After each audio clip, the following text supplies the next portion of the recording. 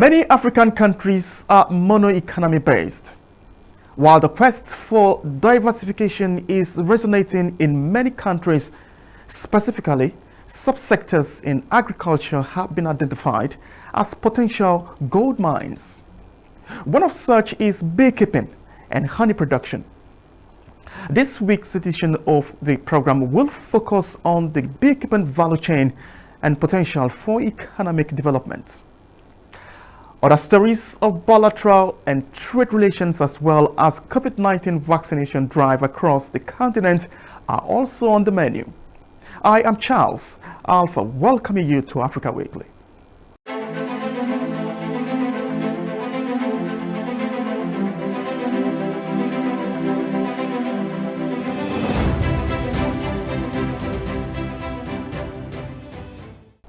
Now, beekeepers around the world recently gathered in Damascus, Syria, for this year's Honey Day Festival.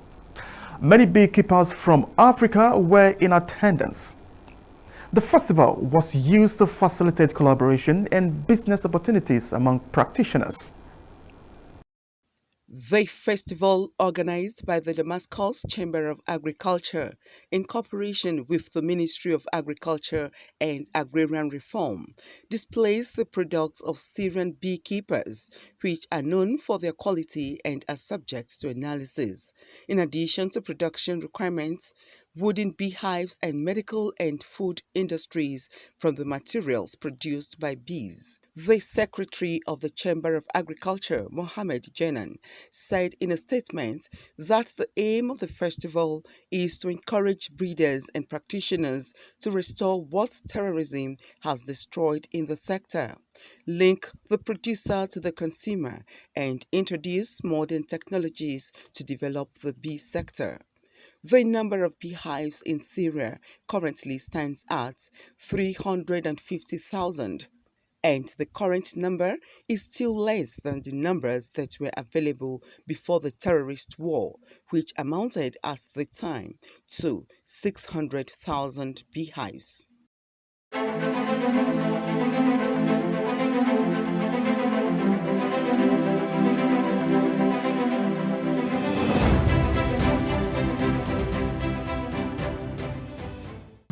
Joining us now via Zoom from Jos is the President Plateau Beekeeping Value Chain Association, Mr. David Musa.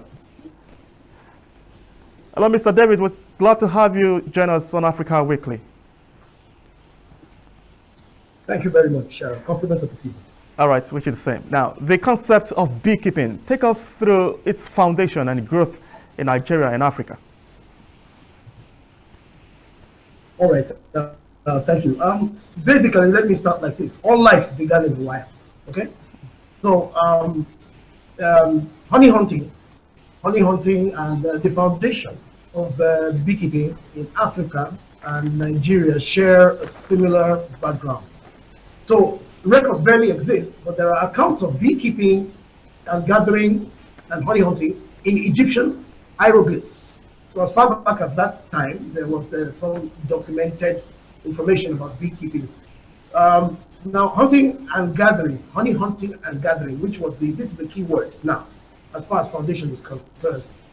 It evolved to traditional beekeeping as global influences began to impact Africa. Like, the Europeans came in, the Asians came in, the North Americans came in, and at this time, most of these civilizations had already begun to develop and evolve their own practices. So these practices impacted Africa. The annual beekeeping or honey day exhibition has become popular among practitioners around the world.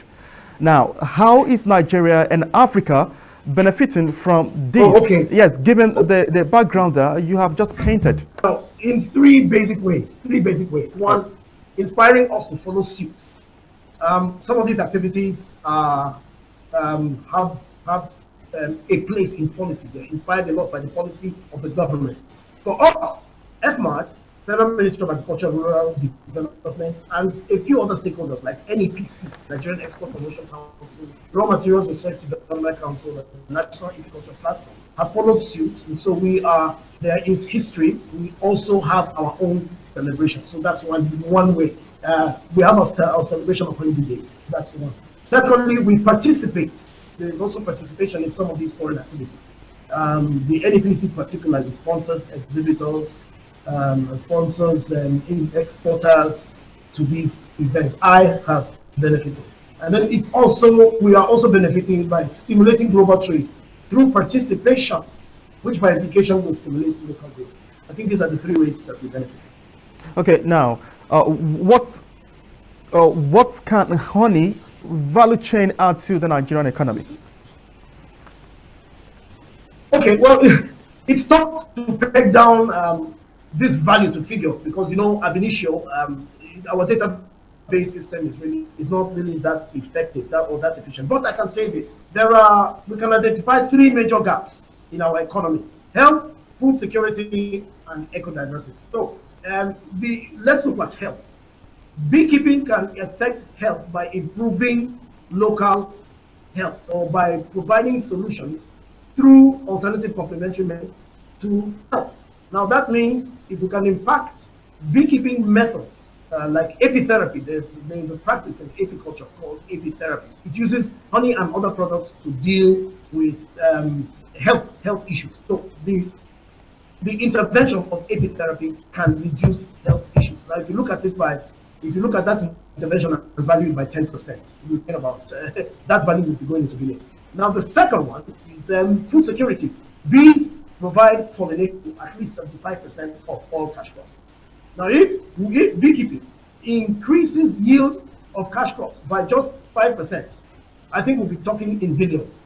Then lastly, Nigeria has one of the worst deforestation rates. So beekeeping can help to mitigate deforestation. Sorry, I said afforestation, not deforestation. All right. So Nigeria has one of the worst deforestation rates. Yeah. So these are the ways that they can. So bringing it down into a figure, we have earlier on projected that beekeeping can add to the GDP of this country by over several billion, a couple of $billion. That is our understanding. Okay, now, if bee can add that much to the economy, so how much is being done to harness this? Oh, well, quite a lot. This particular administration, the Buhari administration has demonstrated some good political will. Nigeria has been involved at global level and also at continental level. And so, first of all, advocacy and stimulating interest, particularly from a political will point of view. They have supported Nigeria's bid and hosting of a continental apiculture platform, trade platform, which we hosted in 2018. So that's one good way. Secondly, the government has not stopped there. They have also funded a lot. They've also invested a lot of funding in various aspects of beekeeping development. It has also stimulated growth. It has also stimulated international trade. So I think I would say that this is one of the most visible. It's also stimulating local interest and private sector investment in it because international trade opportunities have been opened up. All right, now just before I let you go, now your association, what is it doing to popularize its activities to make beekeeping attractive to young Nigerians as it is right now? Our association in Plateau, particularly, I can speak for that, is partnering with youth associations through NGOs and local government councils to train, equip, and mentor and uptake from youth. Especially female youth. That's one thing that we're doing. Secondly, our company has developed a school-based academic resource program we call the Bee Safari, and it goes to stimulate at academic level the basic principles of beekeeping so that you can stimulate and generate the next generation of environmental entrepreneurs. We participate in platforms like this. This is another very potent method to be able to reach out and make it attractive to you. But lastly, I think and most for us, quite significantly, we are prioritizing social media driven strategies to advocate the beekeeping practice. And recently, we went into the movie space, Nigerian movie space, and we sponsored a film that should come out. It was basically youth driven, and it had a very strong beekeeping theme. It will soon premiere, And we hope that that will stimulate the youth. So this is what we're trying to do within our own area. All right. Immediate. Thank you very much for your contribution on the program, Mr. David. You're welcome. All right. Now, Thank you very much for having me. all right, Mr. David, the President Plateau Beekeeping Value Chain Association, they're talking to us on the topic. Thank you so much for watching. Next is Tidbit segment. That will be after the break. Please stay with us.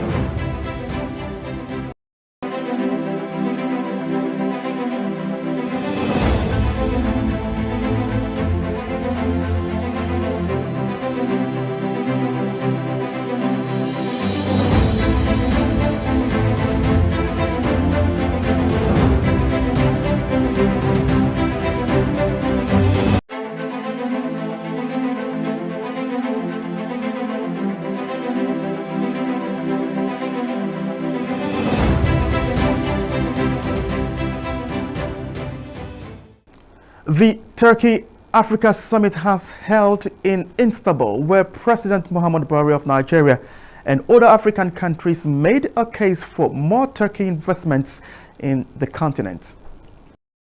The Turkey-Africa Partnership Summit, organized by President Recep Tayyip Erdogan, had in attendance 16 heads of state and government, as well as over 100 ministers in charge of key sectors of their country's economies.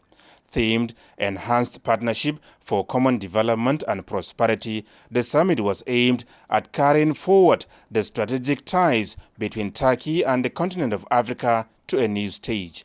Addressing participants, President Muhammadu Buhari said given the increasingly unpredictable nature of contemporary global challenges facing mankind, well-being of humanity must remain at the center of their agenda for the common good and prosperity of all. We must therefore promote science, technology, and innovation, and share knowledge from research and development to better equip us to address present and future challenges in a more equitable and sustainable manner. The Turkey-Africa Strategic Partnership has become an integral part of our foreign policies, and the notable milestone recorded since the inception of this partnership attests to this. Not only has there been mutual support to respond to the pandemic, but also mutual support to build resilience and sustainable development in other sectors. President Buhari was also delighted that due consideration was given to the issue of terrorism, saying in the Lake Chad Basin, for instance, Boko Haram, though fragmented and degraded, is still active and preying on soft targets. We call upon our partnership to provide concrete support to help defeat terrorism and insurgency on the African continent. Another area this partnership must focus on is the global challenge of climate change, which is impacting us in Nigeria, Turkey, across Africa, and indeed across the world.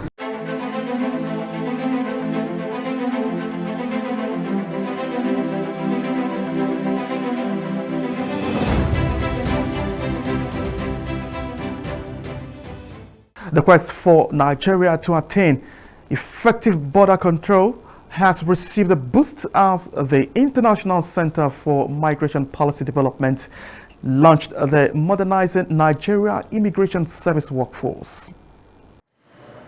Technology is doing so much these days, no doubt, but humans are still needed to set these technologies in motion. It is in recognition of this that the International Center for Migration Policy Development, supported by the Danish government, has developed the Modernizing Nigeria Immigration Service (MONIS) project to not only upgrade the service's technological capacity, but more importantly, enhance its human capacity for greater productivity. The MONIS project, which we are launching today, was conceived to support the NIS in its ongoing reform efforts, focusing on human resource management, a critical aspect of all its operations. One important aspect of building capacity is that employees stay on board and see a future for themselves. I assure you that the NIS is deeply committed to the success of this project and will do everything possible within its purview to make sure that the specific objectives of the project are achieved within the timeline. The Minister of Interior acknowledges the importance of human capital development and wants the Nigeria Immigration Service to make the most of the opportunity. Capacity building is the heart and soul of every business. For a workforce to have a clear career path and progression, established and properly documented, is to have a motivated workforce. It's now days to the end of 2021, but Nigerians will be looking out for the impact of the MONIS project in the new year.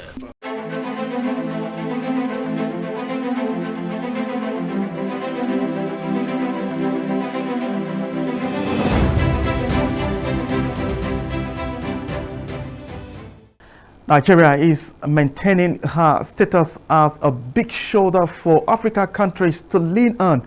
It sent another batch of health workers to Guinea-Bissau to assist in that country's healthcare development. This is the first batch of 74 specialized health workers being deployed to Guinea-Bissau. They are 17 volunteers willing and ready to contribute to the well-being of citizens in Guinea-Bissau. Adama Samuel John is a retired pediatrician who is excited to be re-engaged to practice and serve as an ambassador of Nigeria to the world. From inception in 1987 to date, Nigeria has deployed more than 8,000 volunteers in different fields in 35 countries of Africa and the Caribbean. The deployment is seen as a veritable foreign policy tool to strengthen diplomatic relations with other countries and assert Nigeria's position as a continental leader.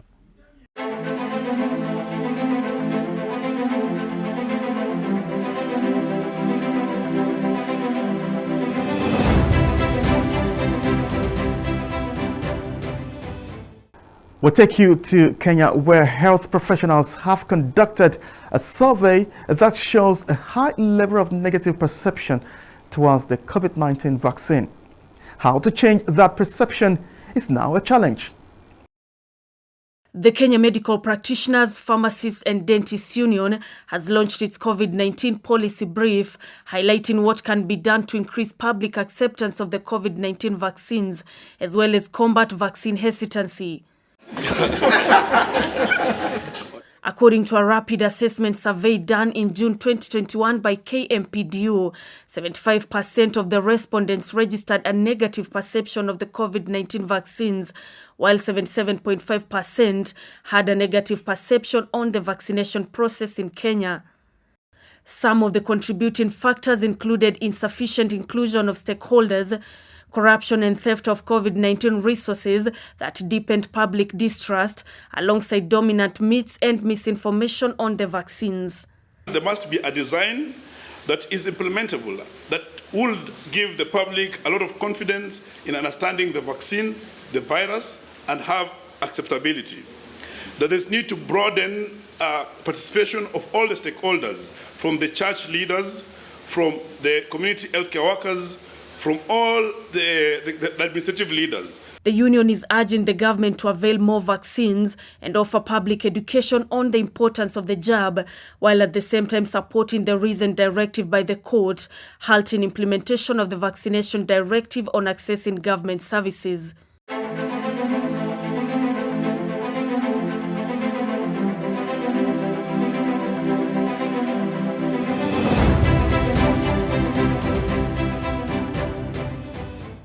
Still in Kenya, the 40th anniversary of the Disability Trust Fund has been held, where President Uhuru Kenyatta promised a greater support to the fund. Oh, wow. You're laughing. President, yeah. Well done. President Uhuru Kenyatta on Thursday led stakeholders of the National Fund for the Disabled of Kenya, institutions and schools for special needs in celebrating 40 years since the establishment of the fund. Yeah, beautiful. You make this? Yeah. Yeah? The president lauded the fund's role in breaking barriers to secure social inclusion and individual empowerment of people living with disabilities. We have overcome numerous obstacles and without doubt restored hope to millions among us. The fruits of the fund are tangible. Careers have been birthed and nurtured. Persons living with disabilities have seen their businesses flourish. President Uhuru, however, called for the establishment of a framework that supports research, technology and innovation to address current and even future challenges.